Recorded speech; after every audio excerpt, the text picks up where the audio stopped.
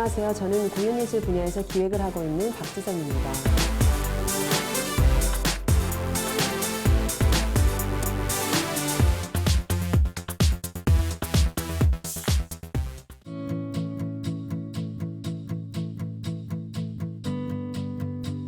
오늘은 국제문화교류의 개념과 그다음에 지난 한 30년 동안 국제문화교류가 어떻게 변화해 왔는지, 그리고 지금 2020년 국제교류는 어디까지 와 있는지에 대한 이야기를 좀 해보려고 합니다. 네, 그럼 먼저 국제문화교류 개념에 대해서 이해를 하려고 하는데요. 먼저 광의의 의미, 좀 넓은 의미로 본다라고 하면 모든 주체들이 문화란 컨텐츠를 통해서 문화 주체성이 다른 타 주체, 즉 개인이나 집단, 그리고 국제기구, 지구 공동체 등과의 상호 교류하는 활동을 의미합니다.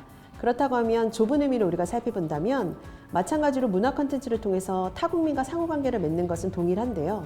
개인 차원에서 본다라고 하면 타 문화를 이해하고 창조적 자극을 얻고, 또 국가 차원에서는 문화예술과 문화산업 등을 발신하고 수용함으로 문화적 발전을 성취하고, 전 지구적 차원에서는 문화 다양성의 지속과 확산에 기여하는 활동을 의미한다고 볼 수가 있습니다. 다음으로 이 국제문화 교류 개념을 우리가 살펴보는 데 있어서 중요한 것은 누가 주체가 되느냐라고 하는 지점입니다. 그래서 문화의 주체성 측면에서 본다라고 하면 가장 중요한 것은 민간이 주체에 놓여진다라고 하는 지점입니다. 그래서 즉 민간의 주체로 놓고 민간의 활동을 정부가 지원해주는 방식, 바로 이것이 문화의 주체적 측면으로서의 국제문화 교류의 개념이라고 할 수가 있는 거죠. 다음으로 문화의 목적성 측면을 우리가 본다면 제가 잠시 문화 외교에 대한 이야기를 잠시 꺼내려고 하는데요. 문화 외교는 정치적, 경제적 목적의 달성을 위해서 문화 관계가 수단적으로 이루어지는 경우가 많습니다. 하지만 국제문화 교류는 국가들 간의 상호 이익을 위해서 이해와 협력의 증진을 통해서 문화 자체의 발전을 추구하고자 한다라고 하는 차이가 있어요. 그러면 방금 제가 문화 외교를 했기 때문에 말씀을 드렸기 때문에 문화 외교는 또 국제문화 교류와 어떤 차이점이 있을까라는 질문을 가지실 수가 있는데요. 이 문화 외교는 국제문화 교류와 유사 개념이라고 보실 수 있습니다. 영어로는 Public Diplomacy라고 얘기를 하기도 하고 International Cultural Relations라고도 하지만 사실은 국제문화 교류 우리가 International Cultural Exchange와 동일하게 사용하기도 해서 간혹 저희가 혼동을 할 수도 있습니다. 이 유사 개념으로서 문화 외교에 대한 외교부의 정의를 제가 한번 말씀을 드릴게요. 외교부에서는 이 문화 외교를 정부 또는 정부에 위임받은 기관이 타국의 정부와 국민을 대상으로 예술, 정보, 언어 등의 수단으로 상호 이해를 증진함으로써 자국의 국가 이익을 높이고 영향력을 증대하기 위한 재반 활동으로 정의를 하고 있습니다. 그렇다면 국제문화 교류와 문화 외교라고 하는 것에 대해서 한 번 더 조금 어떻게 차이점이 있는지를 제가 말씀을 드리도록 할게요. 먼저 국제문화 교류는 아까도 말씀드린 것처럼 민간이 주체에 놓인다라고 말씀을 드렸죠. 근데 문화 외교는 정부 기관 및 정부의 위임을 받은 기관이 주체에 놓입니다. 그러니까 주체에 명확한 차이가 드러나죠. 두 번째로 문화 외교는 교류 사업을 기획하는 데 있어서 정부의 입장이 가장 중요합니다. 그런데 반해서 국제문화 교류는 정부의 입장은 최소한 반영이 되는 것이고요. 문화예술 분야의 전문가들과 예술가들, 그 다음에 이런 활동을 계획하는 그 민간의 개개인들의 활동 계획과 목표가 우선시됩니다. 또 국제문화 교류는 초국가성에 기반을 두고요. 문화 외교는 국가주의에 기반을 두게 됩니다. 그래서 국제문화 교류는 인바운드와 아웃바운드를 모두 고려해서 우리가 보통 호혜적인 활동이라고 이야기를 하는데요. 문화 외교는 사실 우리의 문화를 밖으로 발신하는 것에 중점을 두고 있기 때문에 아웃바운드를 고려하기 때문에 굉장히 약간 비대칭적인 성격을 띈다라고도 볼 수가 있죠. 마지막으로 성과 평가 면에서 우리가 바라본다면 문화 외교에서는 사실 개인의 발전보다는 국가의 이익, 그다음에 국가의 이미지가 얼마나 제고됐는지, 그러니까 국가의 발전에 이것이 얼마나 중요하게 작동이 되었는지가 이제 중요하게 되겠죠. 그런데 반면에 국제문화 교류에서는 참여자가 동기부여를 받고 얼마나 창조적인 발전을 이룩했는지 개인적인 평가가 매우 중요합니다.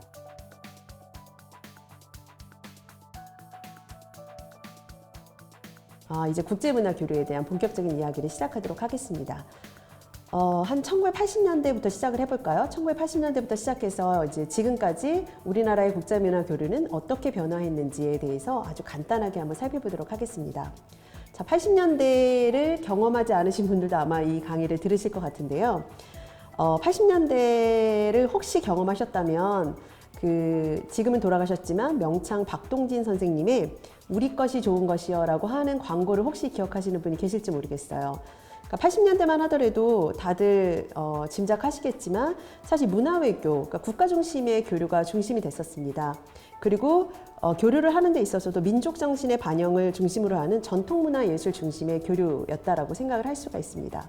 저희가 90년대로 넘어오기 전에 80년대 굉장히 큰 이벤트들이 좀 있었죠. 그러니까 86 아시안 게임, 그다음에 88 올림픽이 있었고요. 89년도에 이제 여행이 자유화됩니다. 세계 여행이 자유화가 되면서 이제 90년대 들어오면서 굉장히 많은 사람들이 세계로 나가게 되는 거죠. 그러면서 이때부터 한국 문화의 세계화에 대한 관심이 증대가 되고요. 또 아마 90년대 이 말씀을 되게 많이 들으셨을 것 같아요. 가장 한국적인 것이 세계적인 것이다. 그래서 이때야말로 정말 어떻게 하면 우리의 것을, 우리가 가지고 있는 고유한 것을 세계화할 것인가에 대한 고민이 가장 많았던 시기라고 생각을 할 수 있습니다. 그리고 이때부터 그 국가가 중심이 됐었던 문화 외교가 이제 국제 문화 교류의 어떤 형식으로서 순수 예술 교류가 이제 시작이 됩니다. 그리고 민간 단위에서 축제들도 국제 축제로서의 어떤 위상을 높이고요. 많은 뭐 극장이나 갤러리나 그리고 축제 그 외에 많은 이제 문화기관들이 국제 교류를 이제 시작하게 되는 게 바로 90년대라고 생각하시면 될 것 같습니다.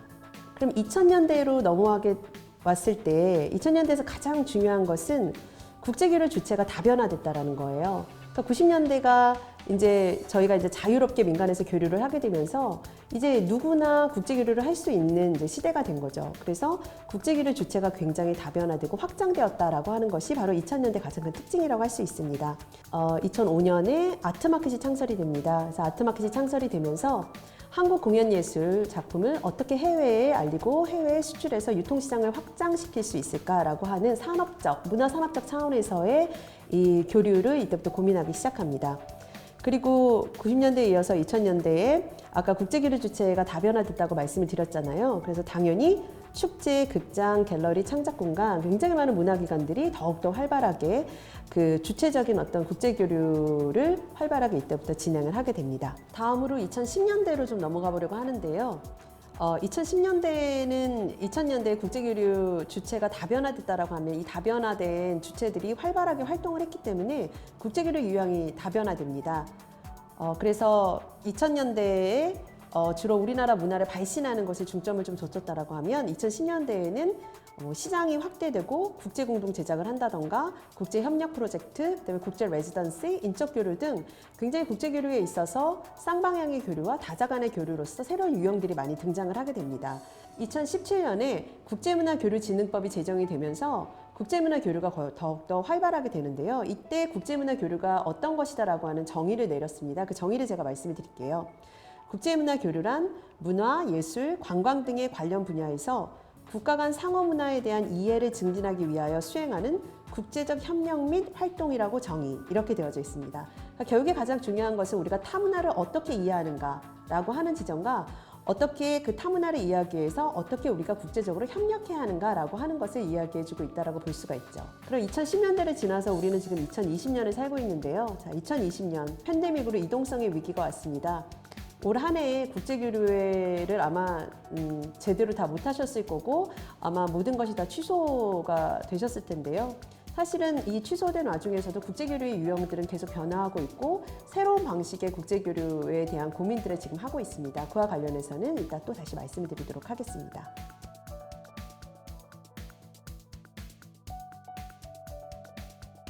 그러면 국제교류의 변화 트렌드를 좀 살펴보려고 하는데요. 계속 말씀드렸던 거지만 교류 주체의 변화 및 확대라고 하는 게 또 중요한 어떤 트렌드의 변화라고 할 수 있어요. 그래서 국제문화 교류를 주도하는 주체가 중앙에서 지역으로 그리고 공공에서 민간으로 이렇게 중심축에 이동을 한 거죠. 그러니까 예전에는 모든 국제교류는 다 서울을 중심으로 이제 진행이 됐다고 생각을 하면 되는데 사실 지금은 그 각각의 지역의 그 지역의 문화적 고유성을 가지고 그 문화가 직접적으로 이제 국제교류를 진행을 하는 거죠. 뭐 예를 들어서 부산 같은 경우는 사실 후쿠오카와 부산과 서울과의 관계보다 더 아주 잦은 교류를 하고 있습니다. 이런 식으로 교류 주체가 이렇게 다양해짐으로 해서 이 국제 문화 교류를 주도하는 어떤 주체들도 모든 것이 하나로 뭐 중심에 몰려 있는 것이 아니라 굉장히 이렇게 분산되어져 있다라고 하는 것이 가장 큰 특징으로 우리가 볼 수 있습니다. 네. 그리고 디지털과 인터넷 기술이 발달하면서 개인 간의 직접 교류가 굉장히 확대되고 또 지방정부와 민간 주체들의 역량이 국가에 못지않게 높아지면서 보다 수평적인 네트워크가 진행이 되게 되었습니다.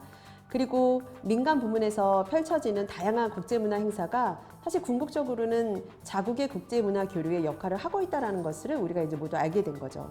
그리고 지난 20년 동안 우리가 살펴보면 정부의 국제교류 지원 확대에 따라서 민간의 문화예술 교류도 확대되었다고 볼 수가 있습니다. 다음은 교류 형태의 변화를 좀 살펴보려고 하는데요. 교류의 형태의 변화는 일방향 교류에서 쌍방향 교류, 그 다음에 다자간 교류로 변화했다라고 하는 특징을 볼 수가 있습니다. 이거는 결국에 문화의 다양성을 인정하고 문화교류에 의한 상호 이해를 중시하는 태도에서 나온 건데요. 이전에 문화 진화론적 사고방식에서 문화 상대주의 방식으로 전환했다라고 하는 거죠. 그러니까 타 문화를 이해하는 데 있어서 그것을 역사적 자연 환경의 맥락에서 모든 문화를 이해함으로 해서 사실은 우리의 문화만을 보여주고 우리의 문화만을 어디에다가 이식하는 방식이 아니라 타 문화를 이해하는 방식으로 협력에 기반을 둔 그런 교류를 하게 됐다라고 이해를 해주시면 좋을 것 같습니다. 교류 콘텐츠에도 변화가 있다고 볼 수 있는데요. 과거에는 공연이나 전시 등 결과물 중심의 교류가 주류였었는데요. 최근에는 사실은 프로젝트 기반, 과정 중심 교류로 확장이 되고 있습니다. 그래서 우리가 국제공동제작을 하는 데 있어서도 국제공동제작을 단시간에 할 수 있는 것이 아니기 때문에 몇 년 동안을 리서치를 하고 서로 워크숍을 하면서 그 과정을 계속 같이 공유를 하면서 그 국제공동제작을 해나가는데요. 이런 방식의 어떤 과정 중심적 교류로서의 그 컨텐츠가 변화하고 있다라고 하는 특징을 볼 수가 있습니다. 그리고 또 가장 큰 특징은 바로 새로운 기술 활용, 그러니까 4차 산업에 대한 얘기가 굉장히 많이 나오고 있는 지금 시기인데요. 이제 장소 기반 교류에서 디지털 기반의 교류, 그다음에 온오프라인의 어떤 하이브리드 접근의 교류로 굉장히 변화되어지고 있습니다. 사실 이거는 지금 코로나 시대와도 저희가 같이 얘기할 수 있는 부분인데요. 이제 2020년에 굉장히 많은 예술가와 예술단체, 기관들이 국제교류를 하는 데 있어서 온라인과 오프라인이 결합된 형태, 그러니까 즉 다시 말해서 디지털 세상과 물리적 세상들을 어떻게 결합하면서 우리가 교류를 해나갈 수 있을까라고 하는 고민들을 좀 했었습니다. 이것이 바로 국제문화 교류에 있어서 새로운 기술을 활용한 그 변화 트렌드라고 볼 수가 있습니다.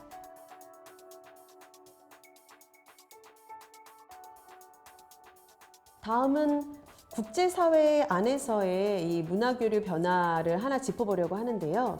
바로 권역의 블록화라고 하는 현상입니다.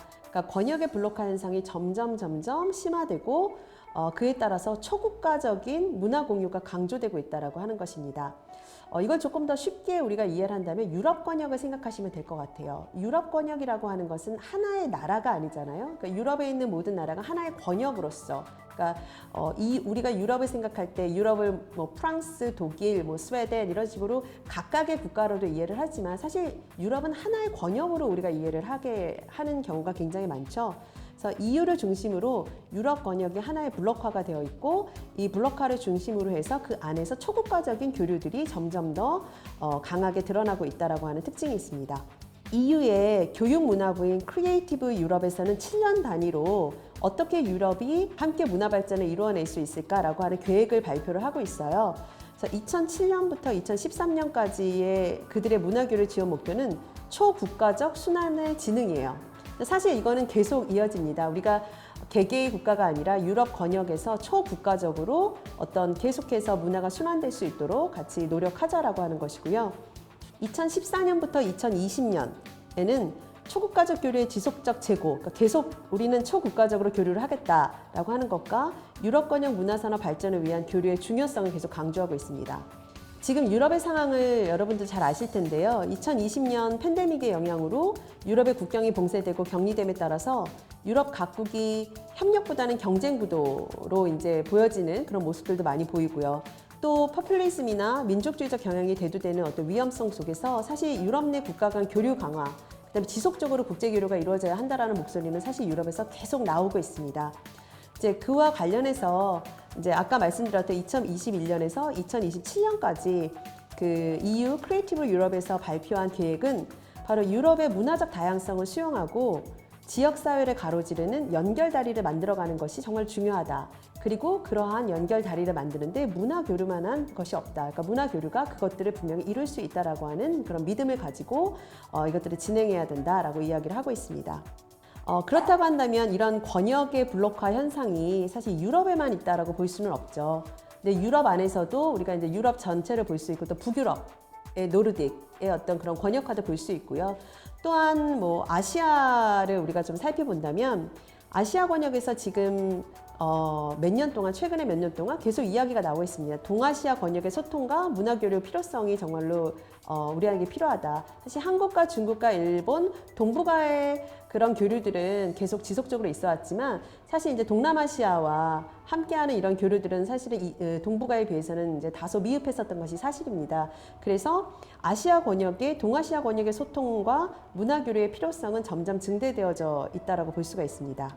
일본의 사례를 잠깐 보면 사실 일본은 동아시아 문화교류 강화를 위해서 지난 한 7년 동안 굉장히 많은 재원과 그리고 인력을 이쪽에 많이 투자를 했는데요. 아시아 센터를 설립을 해서 2000년까지 300명 이상의 직원을 파견해서 그 동남아시아 국가와의 교류를 강화하였습니다. 또다시 코로나 얘기를 해야 되는데요. 굉장히 이제 슬픈 소식이긴 하지만 앞으로 몇 년 동안은 우리가 자유롭게 여행을 가거나 아니면 국제 교류를 하는데 이제 제약이 많을 거라는 건 여러분이 잘 아실 것 같아요. 그렇기 때문에 장거리 교류보다는 권역별이나 대륙별, 그러니까 근거리, 가까이 있는 어떤 국가 간의 어떤 교류들이 앞으로 더욱더 중요해지지 않을까라고 하는 전문가들의 예측이 있습니다. 그렇다고 한다면 우리에게 가까운 것은 당연히 유럽이나 뭐 남미, 북미가 아니라 아시아겠죠. 그렇기 때문에 이 아시아의 이 권역의 블록화를 우리가 어떻게 만들고 이 아래서 어떻게 협력을 해야 할 것인가에 대한 고민은 굉장히 중요한 이슈라고 생각을 합니다.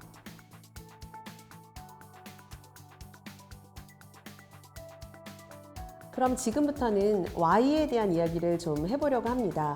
국제문화교류는 왜 필요한 걸까요? 과거에는 국제문화교류가 국가를 홍보하고 자국 문화를 이해시키려는 노력에 굉장히 큰 역할을 했었습니다. 예를 들어서 하나 얘기를 한다면 세계대전 이후에 독일 같은 경우는 일본도 마찬가지고요. 그 국가의 이미지를 회복하기 위해서 사실 굉장히 많은 재원들을 특히 문화 쪽으로 쏟아부으면서 국가의 이미지를 변화시키려고 노력을 많이 했었습니다. 하지만 지금은 우리가 국제문화 교류가 물론 국가 이미지 제고도 뭐 그 범주에 들어가긴 하지만 그보다는 타문화, 세계 문화를 우리가 어떻게 이해할 것인가 라고 하는 것에 대해서 더 큰 방점이 찍혀져 있다고 볼 수가 있습니다. 전 세계가 글로벌화되고 인터넷이나 SNS 등이 발달을 하면서 자연스럽게 타문화에 대한 관심이 증가를 하게 되는 거죠. 그래서 이러한 외국 문화에 대한 접근성이 높아지면서 세계 문화를 이해하고 그에 따라서 전 세계의 다양한 문화들이 지속되고 확산될 수 있는 데 기여하는 것이 바로 국제문화 교류에서 정말 필요한 이유라고 말할 수 있을 것 같습니다.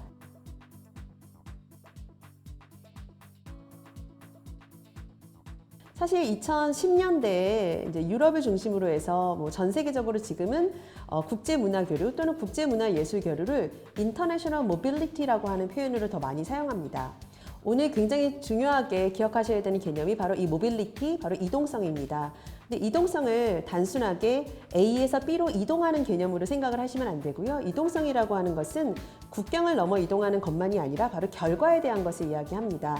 그러니까 모빌리티는 신선한 아이디어와 가치가 보급되고 타문화와 전통에 대한 이해 그리고 상호 학습을 계속 만들어냅니다. 그다음에 이동성에 대한 지원은 직간접적으로 예술가와 문화 전문가들에게 기회를 제공하고 그리고 문화 분야의 고용에 혜택을 주고 더 넓은 경제 성장을 촉진을 합니다. 그래서 이동성이라고 하는 것은 바로 대화이고요, 교류고 그다음에 지역의 요구에 대한 대응이라고 할 수가 있습니다. 그래서 앞으로는 제가 인터내셔널 익스체인지보다는 모빌리티라고 하는 말을 계속 사용하게 될 텐데요. 아마 여러분들도 우리가 국제 교류를 하는 데 있어서 이 모빌리티에 대한 개념들을 좀 정확히 알고 사용하시면 좋을 것 같아요. 예술가의 이동성에 대해서 한번 살펴보려고 하는데요. 예술가들은 왜 국제적으로 이동을 해야 하는 걸까요? 굉장히 많은 답을 할 수 있을 거라고 생각이 드는데요. 작품을 창작하기 위해서, 또 내 작품을 프리젠팅하기 위해서, 예술적 영감을 얻기 위해서, 또 새로운 예술적 자극과 실험을 위해서, 협력하기 위해서, 타 지역과 예술가들을 만나기 위해서, 타 지역의 관객들을 만나기 위해서, 더 많은 관객을 만나기 위해서, 네트워크를 확장하기 위해서, 지속 가능한 창작 환경을 만들기 위해서 아마 여러분들도 예술가들은 또는 지금 이거를 듣는 분들이 기획자라면 기획자는 왜 이동해야 하는가라고 하는 것에 대해서 한번 고민을 해보시면 굉장히 많은 이런 문장들이 나올 거라고 생각이 듭니다. 예술가의 이동성이라고 하는 건 예술적 관점, 창작적 관점, 그리고 시장적 관점으로 볼 수가 있어요. 그러니까 시장적 관점이라고 하는 것은 결국엔 지속 가능한 창작 환경을 만들기 위한 시장의 확대인데요. 국내에서만 창작을 했을 때 어떤 작품이 유통되어지는 시장이 굉장히 적기 때문에 그런 시장을 확대함으로 해서 계속해서 또 다시 작품을 창작할 수 있는, 지속적으로 창작이 가능한 그런 환경을 만들어갈 수 있다라고 하는 의미로 이해해 주시면 될 것 같습니다. 포퓰리즘은 모든 사람이 한 가지 사고방식을 가지기를 원한다.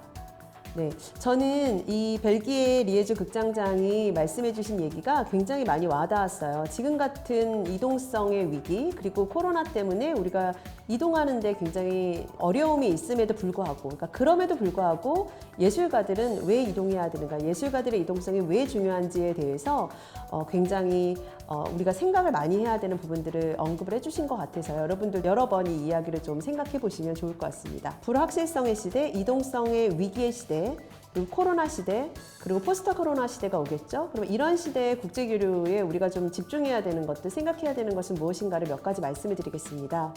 첫 번째는 아까도 말씀드린 것처럼 권역 내의 교류가 이제 활성화될 수밖에 없고, 우리가 우리 이웃에 대한 관심, 그러니까 유럽이나 북미, 멀리 우리가 이동하고 먼 곳과 교류를 할 때만 그것이 국제교류 같다라고 인식하시는 분들도 있는데요. 그게 아니라 이제 아시아 내에서 우리 권역 내에서 어떻게 교류하고 어떻게 그들의 문화를 이해할 것인가에 대한 방법론을 좀 고민해야 되는 것이 좀 필요할 것 같고요. 다음으로 조금 낯선 용어일 수도 있지만 사실 유럽에서는 지금 많이 회자가 되고 있는 말입니다. 그린 모빌리티와 딥 모빌리티가 있습니다. 그러니까 그린 모빌리티는 말 그대로 환경을 반영을 하고 있습니다. 우리가 국제 교류를 한다라는 건 계속 이동을 해야 되는 거고, 이동을 한다라는 그래서 비행기를 타야 되는 거잖아요. 그래서 이동을 하는 데 있어서도 우리가 탄소 발자국을 줄이면서 어떻게 이동할 수 있을 것인가. 그래서 그린 모빌리티에 대한 고민들도 이제 시작을 해야 된다고 생각이 좀 들고요. 또 하나는 딥 모빌리티입니다. 그러면 우리가 비행기를 안 탈 수는 없을 것 같은데 어떻게 환경도 생각하면서 이동성을 만들어낼 수 있을까라고 하는 것에 대한 방법으로 방문을 최적화하자라고 하는 거죠. 그러니까 딥 모빌리티라고 하는 것은 국제교류에 있어서 뭐 일회성 아니면 한두 번의 그런 작품이 투어되는, 아니면 공연으로 얘기하면 한두 번의 공연이 주된 목적이었었던 그런 방식의 국제교류는 더 이상 이 시대에 맞지 않을 수 있다라고 하는 겁니다. 그보다는 예술가가 한 곳에 오래 머물면서 그 지역에 있는 예술가와 그 지역에 있는 지역민들을 만나서 새로운 예술 활동을 할 수 있는 방법론을 찾는 거죠. 그렇기 때문에 최근에 가장 많이 이야기되고 있는 것이 바로 예술가 레지던스입니다. 그래서 뭐 예술가 레지던스 말고도 우리가 다양한 방법을 고민해 볼 수 있겠죠. 그래서 그린 모빌리티와 딥 모빌리티에 대한 개념을 좀 이해하시고 어떻게 우리는 우리의 방법을 찾을 수 있을까를 고민해 보시면 좋을 것 같습니다. 그리고 마지막으로 저희 코로나 시대에 굉장히 많이 지금 진행되고 있는 것이 바로 온오프라인, 피지컬, 디지털 하이브리드 모빌리티입니다. 그러니까 가상의 세계와 현실 세계, 디지털 세계와 물리적 세계를 결합한 방식의 교류들을 이제 우리가 많이 찾아놔야 되겠죠.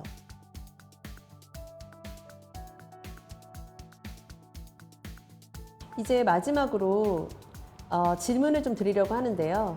나의 국제적 이동성, 그러니까 나는 무엇을 원하는가? 그리고 나는 왜 원하는가? 그리고 어떻게 접근해야 하는가? 이것에 대한 질문을 스스로 던지고 찾아나가는 과정이 좀 필요합니다.